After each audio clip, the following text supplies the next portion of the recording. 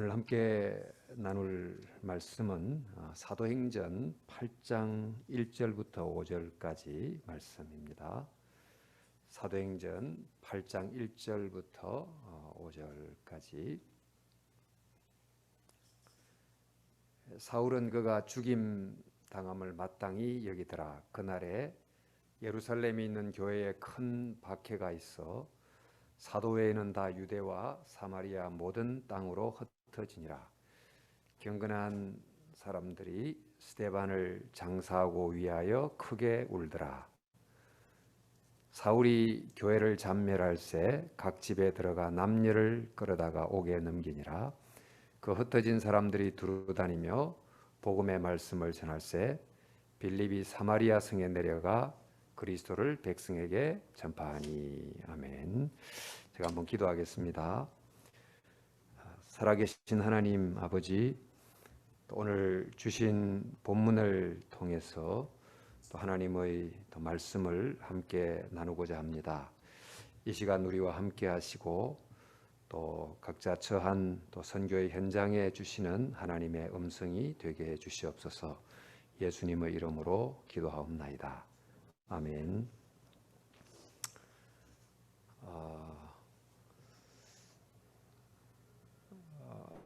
전염병이 역사를 바꾼 기록이 들어 있습니다만은 여러분도 알다시피 그 유럽의 패스트가 봉건 사회를 무너뜨리고 시민 사회를 가져온 또 이야기가 있고, 또 유럽의 정복자들이 저기 남미 라틴 아메리카에 가서 그들이 전파한 전염병 때문에 오래된 그 잉카 문명을 포함한 문명이 순식간에 사라진 그런 예도 알고 계실 것입니다. 역사가 어떤 거대한 사건이나 또한 인간의 영웅적 행동에 의해서 바뀌는 경우도 있지만, 눈에 보이지도 않는 이런 바이러스에 의해서 역사의 줄기가 바뀐다, 이런 것은 참 아이러니하다, 이런 생각이 드는데 지금 바로 그런 일이 일어나고 있습니다. 정말 엄청난 변화가 순식간에 밀어닥쳐서 정말 코로나 이전으로 완전한 회귀가 이제는 불가능하다, 이렇게 판단이 될 정도의 상황이 됐습니다. 처칠이 독일과 전쟁을 하면서 영국이 위기를 만나게 됐을 때 위기를 낭비하지 말라, 이런 말을 했다고 합니다. 사실 이 코로나가 분명히 위기입니다만은 또 위기에 어떻게 대응하느냐에 따라 이 위기는 정말 우리를 좀 새롭게 하는 기회가 될 수도 있습니다. 토인비가 역사는 도전과 응전의 역사다, 그렇게 말씀을 했는데, 우리가 지금 이런 상황 속에 어떻게 신앙적으로 응전하는지 또 창조적으로 응전하는지에 따라서 이 도전은, 이 위기는 더 큰 위기가 될 수도 있고 또 기회가 될 수 있다고 믿습니다. 구약의 위기가 기회가 됐던 아주 대표적인 사건 하나가 이 바벨론 포로 사건이지요. 이스라엘 백성들이 땅을 잃어버리고 또 오랫동안 그들의 신앙의 방식이 됐던 그 성전에서 양을 잡아 제사를 드리는 제의 중심의 예배를 더 이상 드릴 수 없게 됐습니다. 정말 이것은 나라를 잃어버리고 신앙을 함께 잃어버리게 되는 엄청난 위기의 상황이었는데, 바로 이때 이들은 제의 중심의 예배를 율법 낭독과 묵상 중심의 예배로 바꾸고, 또 성전에서 양을 잡던 그런 예배의 방식에서 회당에서 말씀을 공부하는 이 회당 소규모 모임 방식으로 바꾸게 됐습니다. 바로 이런 위기가 만든 새로운 형태의 예배가 결국 그들로 하여금 그 오랜 디아스포라의 역사 속에서도 신앙을 유지하게 만드는 기회가 됐다고 할 수 있겠습니다. 그러니까 성전이라는 공간 중심의 신앙에서 그 안식일 날 회당에서 모이는 이 시간 중심의 신앙의 어떤 틀의 전환, 이것이 그 이스라엘 백성들을 오랫동안 그들이 받았던 신앙을 담는 그릇을 아주 심플하지만 모든 곳에서 신앙을 유지할 수 있는 새로운 그릇이 됐다는 것을 우리가 알고 있습니다. 예루살렘 교회에 엄청난 핍박이 다가왔을 때도 마찬가지입니다. 예루살렘 교회는 예수님의 재림이 곧 있을 것으로 생각했기 때문에 있던 재산을 함께 유무상통하는, 또 곧 재림이 있게 될 것을 고대하면서 정말 굉장한 헌신을 나누는 그런 공동체가 됐습니다.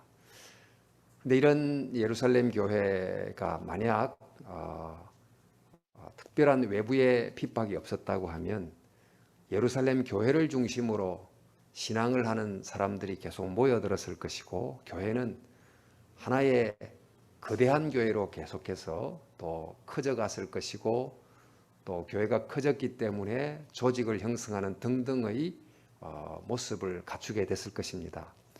바로 이런 거대한 예루살렘 교회를 복제한다는 것은 굉장히 이제 어려운 상황이 됐겠지요.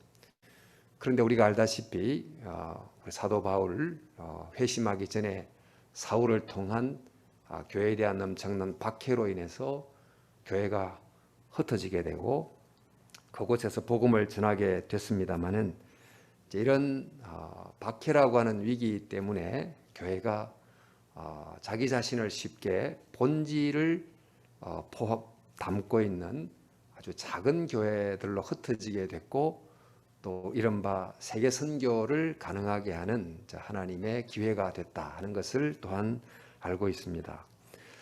중국이 오랜 주계장막 가운데 있었을 때 공산당은 선교사를 다 내쫓고 또 목회자를 감옥에 투옥시키면서 기독교는 이제 완전히 멸절이 됐다 이렇게 생각을 했는데, 뚜껑을 열어보니까 오히려 지하로 숨어들었던 그 작은 교회들이 지상의 여러 조직과 근무를 가졌던 모든 교회를 포기하고 5명에서 10명 정도의 작은 규모를 가진 교회들이 말씀을 읽고 함께 기도하는 이런 교회다움을 만드는 가장 기본적인 DNA만 갖고 여러 곳에 흩어지게 되므로 정말 그 박해 속에서도 교회가 박해 이전보다도 더 많이 부흥 성장할 수 있던 그런 역사를 우리가 보고 있습니다. 지금 선교도 그렇고 한국 교회도 그렇고 코로나라는 광풍을 만나고 있고, 또 사회적인 좀 부정적 인식이라고 하는 또 광풍을 함께 만나면서 이런 위기 앞에서 우리가 어떻게 대응할지를 찾아내지 못하면 정말 이 위기는 한국 교회를 매우 위태롭게 하는 위기가 될 수 있다 하는 생각을 하게 됩니다. 코로나가 끝나면 코로나 이전의 예배로 돌아가고 싶고, 또 코로나 이전의 여러 다양한 모임을 회복하고 싶고, 또 코로나 이전의 방식으로 교회 사람을 초청해서 전도 집회를 하고 이렇게 하고 싶은 마음이 있지만, 그러나 이전으로 돌아가는 것이 답이 아닌 이전 속에 있었던 문제를 잘 간파하고 본질을 더 명확하게 깨닫고 붙드는 것이 이 코로나가 우리에게 준 위기를 기회로 만드는 길인 줄로 저희가 믿습니다. 이제는 어쩌면 코로나 이전의 교회 사역의 방식은 그 이후의 사역을 위한 유용한 지도가 더 이상 되지 않을지도 모릅니다.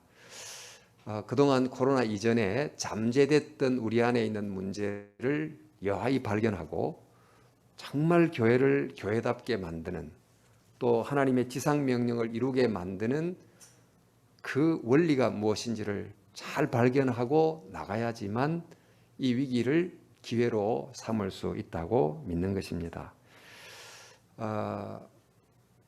그래서 오늘 저는 한 몇 가지 부분에서 아주 핵심 몇 가지를 좀 나누려고 하는데, 지금 뭐 서울 지역은 4단계 방역 단계가 돼서 뭐 교회당이 커도 성도들이 거의 오지를 못하고 있는데, 거의 이런 비대면 예배가 거의 1년 반 이상이 지속이 돼서 저도 이제 목회자로서 성도들을 거의 1년 동안 얼굴을 못 본 분들도 굉장히 많이 있어요.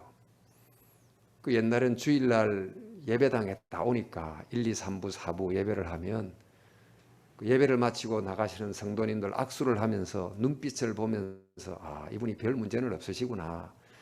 그러니까 주일 하루에 무려 예배 출석하시는 분이 한 1,000여 명, 2,000여 명을 신방을 눈으로 대충은 하는 거예요.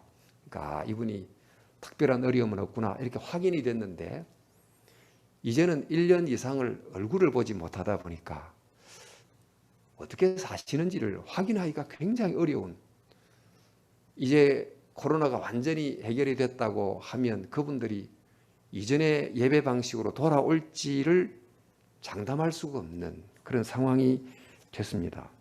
정말 생각해 보면 예배가 위기고, 그동안 100여 년 이상의 한국 교회 선교에서 신앙생활의 아주 중요한 틀은 주일날 주일을 성수하고 예배당에서 예배를 드리는 것이 신앙의 가장 파운데이션이었는데, 이 파운데이션이 무너지고 있어요.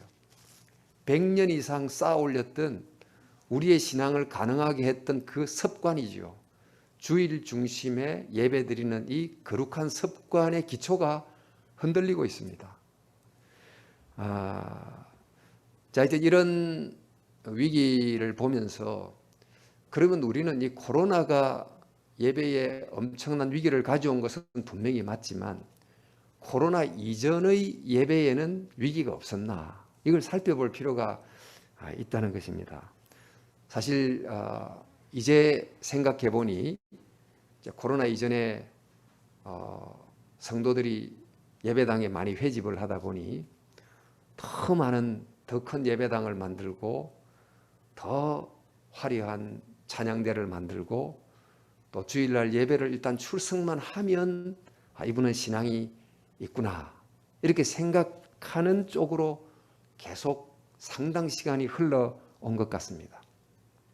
그러다 보니까 이 코로나라는 위기를 만나면서 믿음이 있다고 생각했던, 또 주일날 예배를 참석하면 예배를 드린다고 생각했던 그분이 사실은 진짜 예배를 드리지 않았을 수도 있다 하는 걸 발견하게 되는 거예요.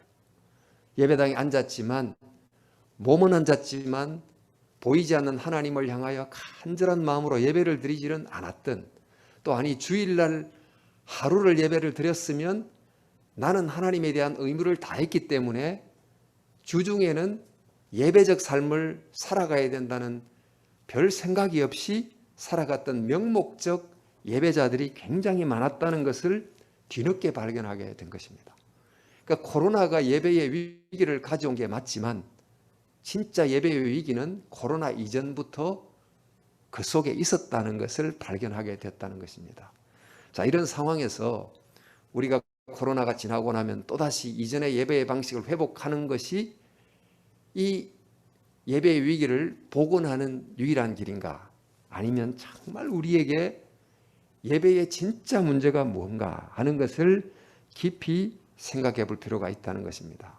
제가 말씀드리고 싶은 것은, 지금 우리 속에 있는 예배의 위기는 우리 예배를 드리지 못하게 만드는 이 코로나라고는 외적 위기보다 더 본질적인, 예배를 드리지만 예배 속에 있는 내적인 위기를 찾아내는 깨달음이 필요하다. 우리 이스라엘 백성들이 양을 가져오고 제사를 드리고 했지만 하나님 보시기에 헛된 제물을 가져오지 말라 이런 말씀을 했던 것처럼, 정말 진정한 예배가 뭔지, 또 지금은 앞으로는 분명히 대면과 비대면이 병행되는 방식으로 예배가 진행될 가능성이 매우 많은데, 주일날 하루의 예배로 예배가 전부다 이런 생각을 이제 바꾸어서 대면이든 비대면이든 내가 있는 바로 그 현장에 예배를 통해 하나님을 참으로 만나는 그런 예배가 무엇인지를 또 가르쳐주는, 또 썬데이 하루만의 예배가 아닌 에브리데이 예배로 살아간다는 것이 무엇인지를 깨닫게 하는 이런 의식의 변화, 또 예배에 대한 의미의 분명한 또 변화, 이런 걸 가져오게 해줄 수 있다고 하면 이 코로나는 어쩌면 예배를 상당히 크게 흔드는 위기이긴 했지만 이 흔든 이 위기를 통해서 예배의 깊은 의미를 다시 발견하고 이전보다 더 강하고 더 단단하고 더 뿌리가 깊은 참 예배자를 만들 수 있게 되리라 믿습니다. 지금 이제 선교사님들은 선교지에서 아마 상황에 따라서 비밀리에 예배를 해야 되는 분들도 계시고 하실 텐데 이 코로나를 통해서 오히려 이 온라인이나 이런 것을 통한 예배의 새로운 가능성을 보게 됐다, 이렇게도 볼 수 있지 않을까 합니다. 꼭 모여야만 되고 또 집회 장소를 마련해야만 되고 이런 방식을 이제 떠나서 온라인을 적극 활용한, 그러니까 디지털과 아날로그를 병행한 디질로그적 예배의 길을 또 찾아내므로 또 선교지가 조금 더 유연한 방식의 선교 현장에서의 예배가 될 수 있으면 좋겠다, 이런 생각을 해봅니다. 코로나가 가져온 중요한 두 번째 위기는 말도 교육의 위기입니다.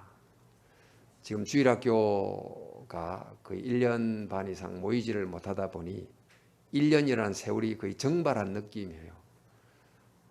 우리 지식교육은 온라인 유튜브를 통해서 머리에 지식을 넣는 것은 효과적이라고 봅니다만, 인성을 교육하고 신앙을 교육하는 것은 눈과 눈이 만나고 또 스킨십을 통해서 또 정말 눈빛을 보면서 이렇게 신앙이 성장하는 것인데, 그러지 못하다 보니 우리 지금 다음 세대들이 1년이 정말 사라진 게 아닌가, 이런 안타까운 마음이 없지 않습니다. 근데 이런 코로나를 겪으면서 발견하게 된 것은, 우리가 우리 자녀들에게 교육을 시킬 때 대부분 부모님들이 바쁘기도 하고 또 교회가 자녀의 신앙교육을 맡아서 해주겠다고 생각하고 주일학교에 거의 위탁하고 맡기고 왔습니다.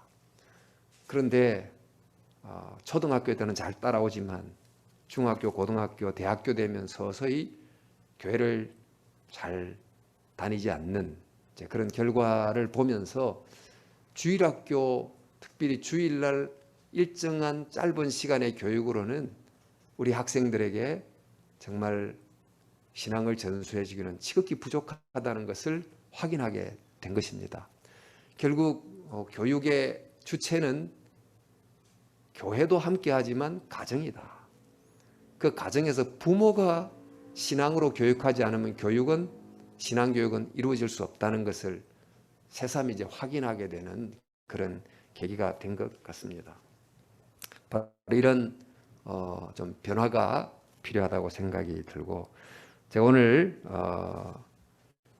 우리 이제 선교도 보니까 좀 미셔널 처치 이런 말을 많이 합니다만은 저희들도 교회가 선교사님을 또 파송하고 그분들을 후원하고 이렇게 함으로 선교가 이루어진다고 생각하고, 또 여름방학이 되면 해외 단기 선교를 비행기를 타고 보내고 그렇게 해왔습니다. 그런 패러다임에 의존을 많이 해왔는데, 그래서 세계에서 두 번째로 선교사를 많이 파송하는 선교 대국이 됐고, 또 한국 선교사를 통해서 각국에 복음이 전파되고 있는 참 아름다운 일이 일어나고 있습니다만은, 그러나 우리가 이 교회 모든 성도들이 사실 선교사를 보내는 선교사가 아니고, 우리도 역시 우리가 사는 삶의 자리로 보냄을 받은 선교사다 하는 의식을 갖기 전까지는 정말 선교의 사명은 이루어질 수가 없지 않습니까? 근데 지금 한국 교회가 이렇게 상황이 되다 보니, 또 전도가 더욱 어려워지다 보니, 이전의 전도의 방식을 또 의존하기가 어렵다 보니, 결국은 그래도 이제 복음 안에 남아있는 사람들이 나도 내 있는 삶의 자리로 보냄받은 선교사다라고 하는 그런 선교사 의식을 회복하는 것이 선교의 길이다 하는 것을 다시 확인하게 됩니다. 이번 코로나를 통해서 우리가 무엇을 잃어버렸는가, 또 어떻게 과거로 돌아갈 건가, 이런 생각만 할 게 아닌 이 코로나의 위기를 맞이하면서 코로나 이전에 우리 속에 내재해 있었던 진짜 위기가 뭔가, 어쩌면 너무 비대해져 있고, 또 말하자면 비용 대비 이 아웃풋이 굉장히 적은 비효율적인 교회가 아니었는가. 지금은 이 코로나를 맞이하면서 물량 중심, 수량 중심, 규모 중심의 사고를 과감히 버리고 교회를 교회되게 만드는 가장 중요한 핵심을 붙드는, 그러면서 몸집은 슬림하게 만들어서 정말 교회가 교회를 다시 만들어내는, 그러니까 교회의 복제 능력을 가능하게 하려면 아주 심플하게 되는 그런 모습으로의 거듭남이 필요하다고 생각이 됩니다. 일단 오늘 그래도 이런 위기 가운데서도 줌으로 선교 대회를 할 수가 있는 새로운 장이 열리게 됐는데, 앞으로 어떤 방식으로 기술이 발전하게 될지 우리가 좀 예측하기 어렵습니다만은, 이 주어진 기술을 최대한 활용을 하되 가벼운 몸짓으로 유목민처럼 어디서든지 이 하나님의 복음을 효과적으로 전할 수 있는 길을 정말 창의적으로 찾아내는 그런 노력이 필요하다고 생각이 됩니다. 저희 교회에서도 우리 청년들, 주일학교 학생들이 이런 IT 기술을 활용해서 이런 수련회를 하고 합니다만은, 지난주에 우리 청년 일부에 학생들이 어떻게 수련회를 하는가 봤더니 메타버스라고 하는 방법을 통해서 하더라고요. 이제 아이들에게 제가 소개를 하면서 그러니까 가상 유니버스인데, 메타 유니버스인데 같이 게임하는 것 같아요.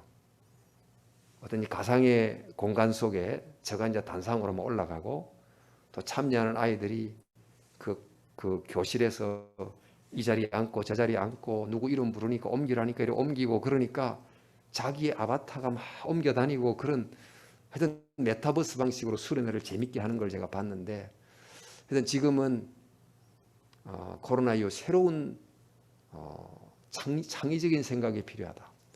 또 교회를 교회되게 만드는 가장 핵심이 뭔지를 정말 강하게 붙들고, 또 방법에 있어서는 창의적이고 또 가벼운 몸짓을 가지고 나아갈 때, 이 코로나가 어쩌면 주님의 지상명령을 더 효과적으로 수행할 수 있도록 만들도록 우리를 변화시키는 그런 기회가 될 수 있다. 그렇게 되면 우리는 코로나라는 위기를 정말 기회로 삼고 교회가 그 사명을 더 잘 감당할 수 있으리라 믿습니다. 바로 이런 신앙적 대응을 가지고 이 코로나 앞에 굴하지 말고 오히려 이것을 기회로 만드는 저와 여러분들이 다 될 수 있기를, 또 각국에 흩어져서 선교하시는 여러 선교사님들, 또 이런 온라인을 통해서 더 자주 만나고, 또 영적인 공급을 받고, 또 다양한 방식으로 존재하는 그 선교지 사람들과 접촉하면서 주님의 귀한 열매가 여러분들의 사역 가운데 풍성하게 맺힐 수 있기를 주님의 이름으로 축원합니다. 이제 온라인으로도 성찬식을 하게 되겠습니다만은, 제가 잠시 기도하고 찬송을 부른 다음에 온라인 성찬식을 하도록 하겠습니다. 제가 한번 기도하겠습니다. 살아계신 하나님 아버지, 오늘 또 시니어 선교한국 2021 글로벌 컨퍼런스에 참여한 모든 선교사님, 주의 종들을 주님 귀히 여기시고, 또 있는 곳에서 참 하나님의 능력을 힘입고 또 하나님의 비전을 붙들고 잘 사명을 감당하도록 은혜 주시기를 원합니다. 말씀이 매일같이 생수처럼 가슴 속에 흘러넘치게 하시고, 또 기도를 위해 무릎을 꿇을 때마다 바로 그곳에 야곱이 광야에서 하늘의 문이 열리는 것을 경험했던 것처럼 선교지 바로 그 무릎 꿇는 자리 그 위에 하늘이 열리는 놀라운 은혜를 경험하면서 보내신 그곳에서 사명을 잘 감당하도록 인도해 주시옵소서. 건강을 주시고 또 믿음의 네트워크 안에서 서로 외롭지 않게 격려하면서 정말 손을 잡고 이 사명의 길을 끝까지 걸어가는 우리 귀한 선교사님들 다 되도록 인도해 주시옵소서. 이제 성찬식을 주님 거행하려고 합니다. 하나님 아버지, 우리를 위해서 자신의 몸을 주신, 또 자신의 피를 우리를 위해 주신 예수님의 이 생명의 양식을 우리가 먹고, 또 우리가 힘을 얻고 우리 또한 있는 곳에서 선교 현지에 있는 사람들을 위해서 생명의 양식을 나누어 주는 그런 주의 종으로 살도록 인도해 주시옵소서. 예수님의 이름으로 기도 올리옵나이다. 아멘. 우리 찬송 229장 찬송을 함께 부르도록 하겠습니다. 229장 아무 흠도 없고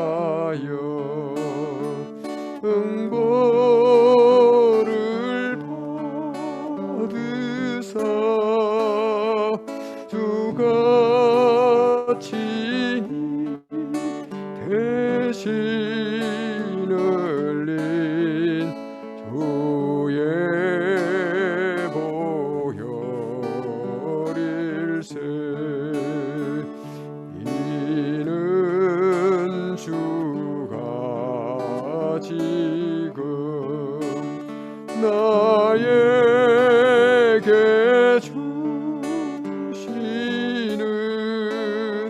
영생하는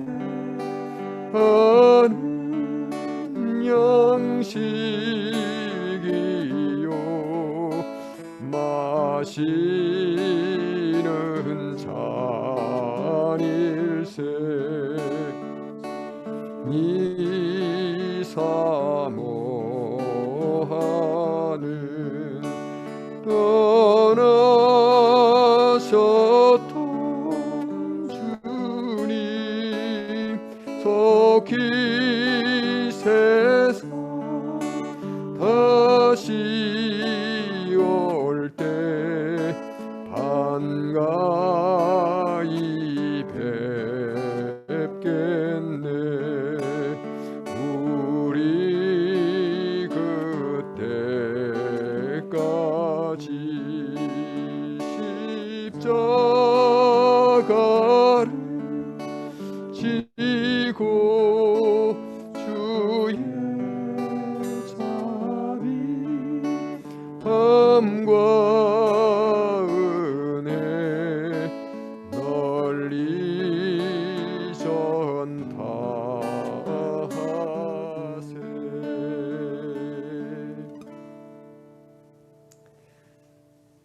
주님께서 성찬을 제정하셨습니다. 성찬의 의미는 먼저 과거 십자가에서 우리를 위해서 주님 또 몸과 피를 주셨던, 정말 우리를 위해 전부를 주신 주님의 희생을 뜻합니다. 우리 성찬을 대하면서 또 떡을 먹고 포도주를 마시면서 갈보리 십자가에서 정말 부족한 나를 위해서 하나님이 당신의 아들의 독생자를 주신 것을 기억하면서 나를 살리는 생명의 양식으로 먹으시기를 바랍니다. 또 성만찬의 의미는 우리가 매일 떡과 또 밥을 먹고 살아가는 것처럼 주님께서 오늘 나를 살리는 양식이 되시고 지금 나의 현실 속에 함께 계심을 또 말씀하시는, 영원히 나와 함께 하시는 임마누엘 예수님을 상징함을 기억하십시오. 또 성만찬은 앞으로 우리가 믿음의 경주를 다 마친 다음 하나님 나라 갔을 때 우리 앞에 천국 잔치를 여시고 이제 착하고 충성된 종이라 칭찬해 줄 그 미래의 영광스러운 식탁을 상징하는 것이기도 합니다. 과거 우리를 위해서 베푸셨던 주님의 말로 다할 수 없는 사랑의 희생과 지금 내가 어떤 형편에 있든지 나를 지금 먹이시고 힘을 내고 달려가게 만드는 주님의 임재와 또 앞으로 주님 앞에 맞이하게 될 영광스러운 하나님의 잔치상을 생각하면서 오늘 성만찬을 대하도록 하겠습니다. 주님께서 우리를 위해서 자신의 몸을 십자가에서 찢으셨습니다. 우리를 위해서 찢기신 주님의 이 몸을 기억하면서 이제 여러분 앞에 있는 떡을 드시겠습니다. 혹시 부부가 함께 계시면 이것은 주님이 당신을 위해서 찢기신 몸입니다, 이렇게 말을 하면서 서로에게 또 먹여주셔도 좋겠습니다. 이제 잠시 기도하시고 저 여러분 앞에 있는 떡을 성만찬의 의미를 기억하면서 드시도록 하겠습니다. 주 예수께서 잡히시던 밤에 떡을 가지사 축사하시고 떼어 가라사대 이것은 너희를 위하는 내 몸이니 이것을 행하여 나를 기념하라 하셨습니다.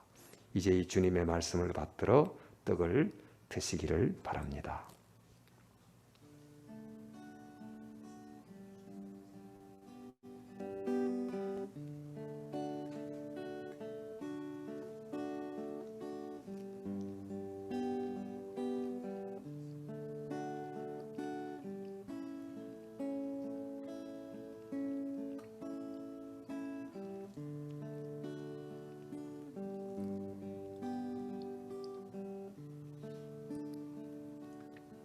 (19회) 또한 이와 같이 잔을 가지시고 가라사대 이 잔은 내 피로 세운 새 언약이니 이것을 행하여 마실 때마다 나를 기념하라 하셨으니 너희가 이 떡을 먹으며 이 잔을 마실 때마다 주의 죽으심을 오실 때까지 전하는 것이니라고 하셨습니다. 이 시간이 주님의 말씀을 받들어 잔을 마시도록 하겠습니다.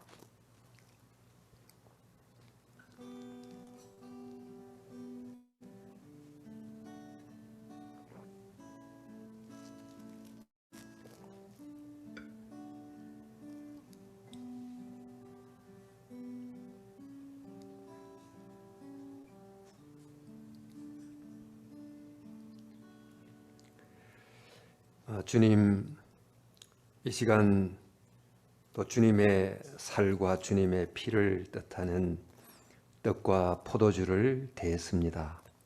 하나님 아버지, 늘 잊지 않게 해주시옵소서. 우리를 위해서 십자가에 흘리신 그 예수님의 보혈과 찢기신 몸속에 담겨있는 하나님의 무한한 사랑을 잊지 않게 해주시옵소서. 그 사랑이 지금도 우리 가운데 있음을 붙잡게 해 주시기를 원합니다.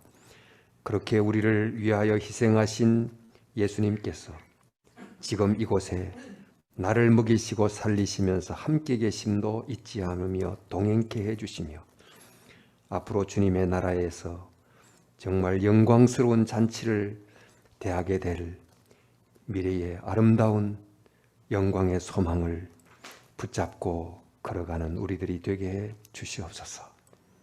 우리 또한 이 땅에 살면서 그 누군가를 위한 떡이 되고 포도주가 되므로 복음의 사역을 잘 감당하는 충성된 주의 종이 될 수 있도록 인도해 주시기를 우리 구주 예수님의 이름으로 기도 올리옵나이다.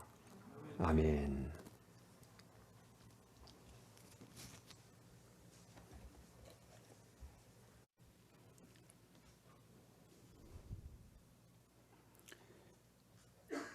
우리가 예정했던 2일간의 컨퍼런스 일정이 모두 끝났습니다. 여러 가지 바쁜 일정 가운데서도 이렇게 함께 끝까지 참여해 주시고 수고해 주셔서 정말 감사를 드립니다. 이번 컨퍼런스에는 우리보다 먼저 가시는 하나님, 우리와 함께 하시는 하나님, 우리를 위로하시고 힘주시는 하나님, 이러한 주제의 말씀을 통해서 정말 큰 위로와 격려가 되는 시간이었다고 생각됩니다. 여러 강사님들을 통해서 우리에게 꼭 필요한 말씀을 주신 하나님께 감사를 드립니다.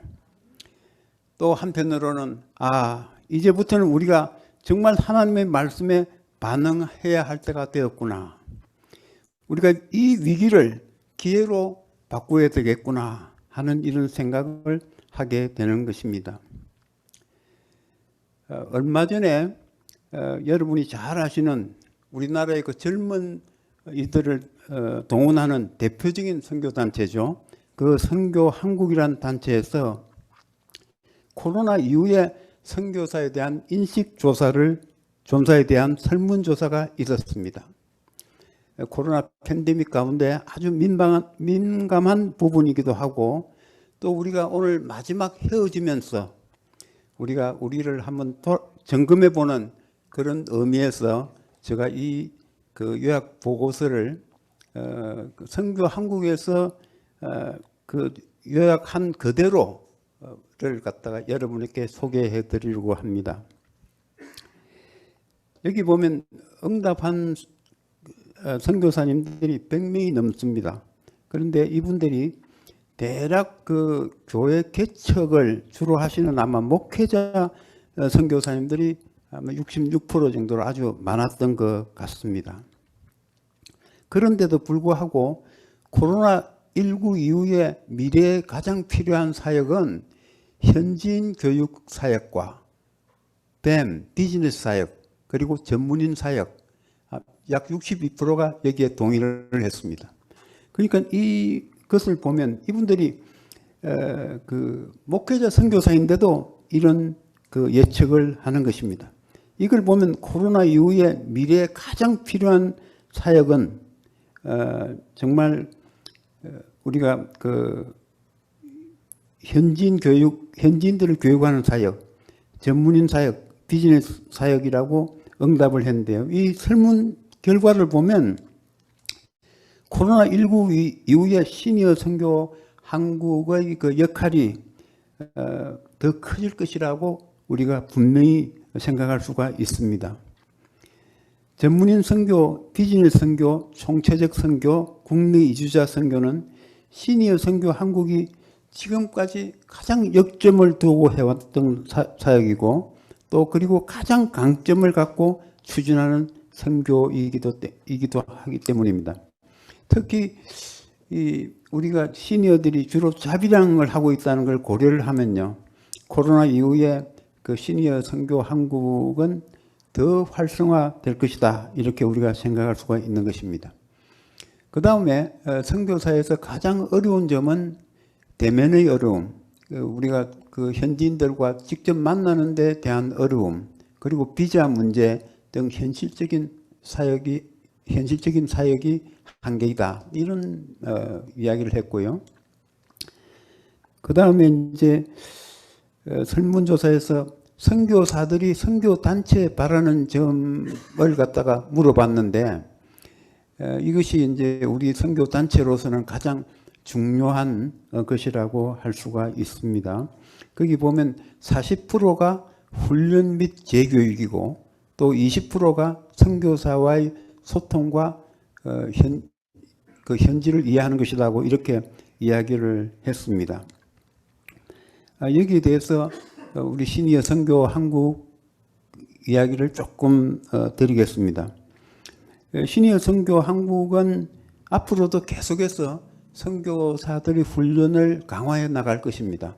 말하자면 나이가 들었다고 해서 훈련을 갖다 적당히 하고 이런 것은 우리 시니어 선교 한국이 계획하는 것이 아닙니다. 그래서 앞으로 파송되기 전에 선교사님들 교육도 더 많아질 것입니다. 그리고 현지 선교사님들에 대한 그 교육도 재교육에 대해서도 저희들이 관심을 가지고 많이 노력하려고 하고 있습니다. 그 다음에 이제 선교사와의 소통 문제인데 이 선교사 간의 소통과 또 한국 본부와의 소통 문제가 있습니다. 그런데 이것을 위해서 그리고 이제 선교지 현지에서의 선교사 케어를 위해 가지고 저희들이 이번에 시니어 사랑방이라는 제도를 저희가 도입을 했습니다. 말하자면 선교지를 지역별로 나눠 가지고 우리 실행위원 한 명이 현지에 있는 선교사님들과 하고 함께 팀을 이루어 가지고 우리가 줌으로 한 달에 한두 번씩 같이 회의도 하고 예배도 드리고 하면서 소통하는 방식입니다. 그래서 앞으로 아마 그 지역 선교사님들 간의 소통과 교제나 이런 데도 시니어 선교 한국이 그 정말 원활할 수 있도록 노력하고 있다는 것을 말씀드립니다. 지금은 그 선교사들이 가장 많은 지역들, 캄보디아, 미얀마, 키르기스탄 여기에 사랑방을 만들어 가지고 이미 시작을 했습니다. 다른 지역도 이제 이 지역의 사랑방의 결과를 봐가면서 저희들이 계속해서 아마 조직해 나갈 것으로 생각을 하고 있습니다. 하나님께서는 우리를 시니어 선교 한국으로 부르셨어요. 그래서 이 단체를 통해서 하나님 나라의 완성을 위해서 우리가 쓰임 받도록 했습니다. 이번 우리 2021년 글로벌 컨퍼런스에 참여해 주신 국내외 시니어 선교사님들 그리고 시니어 선교 동력자 여러분 이렇게 끝까지 함께해 주셔서 감사를 드립니다.